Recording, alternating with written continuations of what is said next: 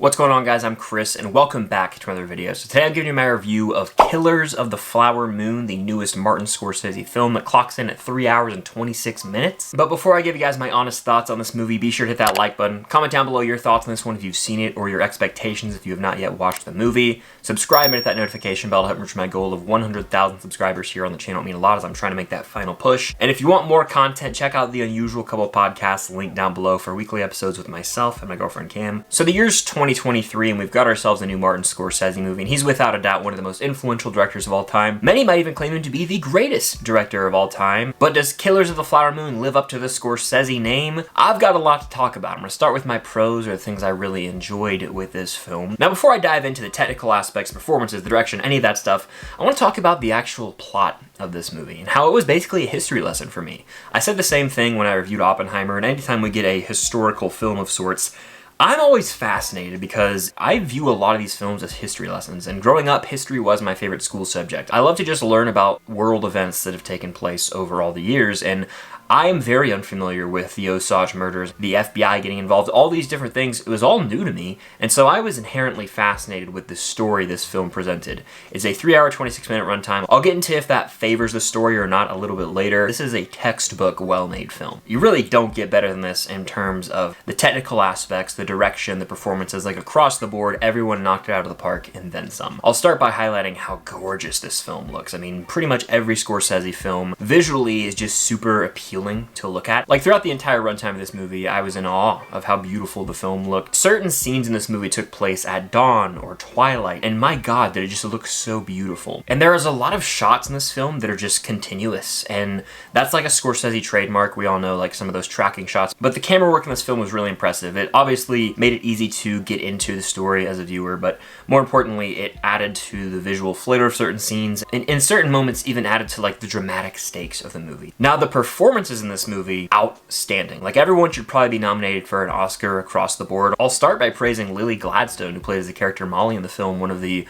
Osage women, and she kills it. I don't want to give away too many details of the plot. I know it's based on true events, and this isn't like a spoiler type of movie, but I just want everyone to experience something like this, you know, with little to no knowledge, if possible, of the plot. And so there are awful things going down. Osage people are getting murdered, and as these murders continue to pile up, you can see this grief just building and building in the character of Molly, again played by Lily Gladstone. There are certain emotional outbursts from this character that just make you feel awful, like bone-chilling stuff, really. I mean, there are scenes where she lets out these cries and you're just like, I feel for you right now. This is a horrible situation. No one should have to endure this. And she's not only sort of physically tortured in the film, but mentally. She should definitely be nominated for an Oscar here. Like, her character just endures these atrocities over the course of the movie, and you can't help but feel really awful for her. Then on the complete opposite end of the spectrum, you've got Robert De Niro's character, who is evil. I mean, this guy is wicked. He's money hungry and will do whatever it takes to get his money and his glory. He's a two-faced SOB, and De Niro gives one of the best performances I've seen from him in a while. He's great in The Irishman. He's a little more subdued in that movie. In this film, he's a full-on manipulator to screw over anyone that gets in his path, including his own family at the end of the day, and it shines through. De Niro should get nominated, and of course, Leonardo DiCaprio, who is the main character of the film, essentially, should also be nominated for an Oscar. Will he? I don't know. It's almost like LeBron. He should win MVP essentially every year, but they gotta kind of just switch it up. He should get nominated, though. He's not giving his outright best performance here. It's a very different character than Leo typically plays in a Scorsese film, in my mind. He just returned from the war and he goes back to live with his uncle. But as we learn over the course of the movie, his character is greedy. And that's actually a big theme in Killers of the Flower Moon, is greed and lust for power. That is on full display in this film, and how that can burn people to the ground and completely ruin the lives of not only yourself, but those around you. So Scorsese does a great job directing all of this, and Leo has his moments to get a little over the top. You know, they're gonna give Leo a yell scene, as I call it. No matter what the movie is, Leo will have a scene where he yells.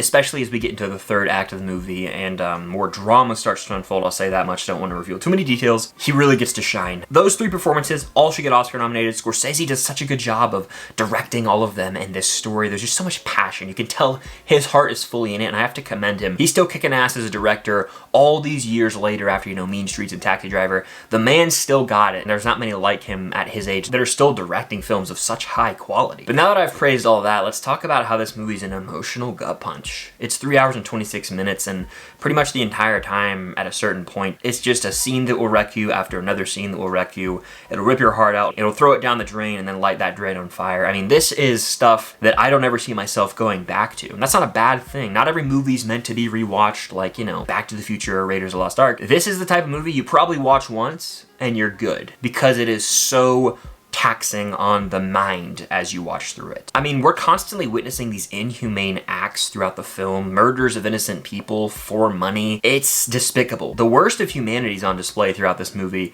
and it makes you feel gross watching it, really. Like, I felt dirty after watching this movie. Just watching all these people just completely disregard human life and separate cultures and just being like, nope, just care about the money and the insurance money and all this, don't care. It's gross. There's no other way to say it. It is filthy. But accompanying this is also some pretty grisly imagery. Like, there's one shot in particular where my theater was like, ugh, and you'll know if you've seen the movie, but my god, it's unfair, it's cruel. Like, this movie's unforgiving at times, but it's effective as it does shine a light on this story that I was really unfamiliar with before watching the movie. It shines a light on the atrocities that went down and how it really wasn't handled properly. So there's no denying this movie is masterfully crafted, and Scorsese is still pretty much at the top of his game. But when it comes to my issues with the movie, there's one big one in particular. It's the big flashing red light. The big question I had before the movie is the runtime. And I'm not just saying, oh, it's 3 hours and 26 minutes. It's boring at times. That's not what I'm saying. I'm saying, from a pacing perspective, it loses steam here and there. There are pockets of this movie where it's like, we kind of lost our urgency. At about the 2-hour mark is when this movie really takes off for me. It becomes more of a investigative crime drama in a way as Jesse Plemons' character comes into the picture. But for a bit there, we're building up characters, and I can respect that. I was actually on board and not minding the building up of Leo's character with his relationship with Molly. All these things were clicking for me, and I was like, okay, we're establishing character dynamics. I know this is a 3+ hour long Scorsese epic. I've kind of seen this formula before. There are parts of this movie where I'd look down and watch and be like, man, we still have a long way to go. We still got 2 hours to go. And so pacing was an issue for me. I think they could have trimmed down about an hour. In fact, when I walked out of my early screening, I heard some people saying, yeah, that could have been an hour shorter and I wouldn't have been upset, and I can't help but agree. Not every movie from Scorsese needs to be 3 hours long, and this is further proof of that. He's an all-time great. I'm not even really taking a shot at him when I say that. It's just like, man, not every movie needs to be this long. I mean, you could trim down multiple shots. As gorgeous as they are and as long and drawn out as they are, you could probably trim down 30 minutes alone by just making your shots 5 to 10 seconds shorter, because there are some prolonged shots in this film for really no good reason. I guess the movie just lacked urgency at a certain point, and that upset me because I was really invested in the story, but overall, there's no denying this movie, again, is brilliantly crafted. My biggest knock with it is the pacing and the fact that it does inevitably drag. And I feel like, to me, if a movie's over 3 hours long, no matter what it is inescapable that part of that movie will drag. It's just always how it works out. I don't know why The Irishman was 3 hours and 19 minutes. I don't know why this was 3 hours and 26 minutes. Is it self-indulgent? I don't know. What do you guys think? Let me know in the comments down below. It's just a little much. It's a very big story to tell. You're going on this huge emotional journey as the audience and understanding these atrocities firsthand, but I don't think it's warranted to be over 3 hours long, because it really does come to a halt at times as a viewer. The pacing is like going at tortoise speed at times, and that just took me out of it a bit. But then it would, have a scene and I'd be right back in it. It's just one of those back and forth type movies. But through and through, this is a brilliantly made movie. Martin Scorsese really doesn't miss often.